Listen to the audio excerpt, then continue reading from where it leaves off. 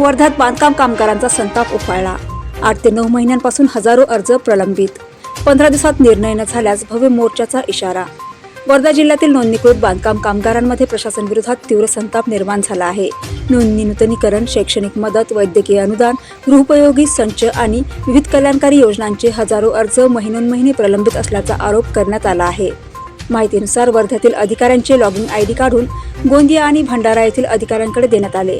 मात्र त्यानंतर एकही अर्ज निकाली निघाला नसल्याने कामगार अडचणीत सापडले आहेत। स्वाभिमानी बांधकाम कामगार संघटनेचे संस्थापक अध्यक्ष उमेश अग्निहोत्री यांनी प्रशासनाला थेट इशारा देत म्हटले की 15 दिवसात सर्व अर्ज मंजूर झाले नाहीत तर हजारो कामगारांसह तीव्र मोर्चा काढला जाईल।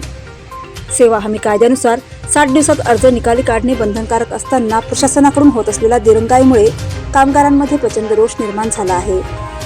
आता प्रश्न एकच, शासन जागं होणार की कामगार रस्त्यावर उतरल्यावरच प्रशासन हलणार?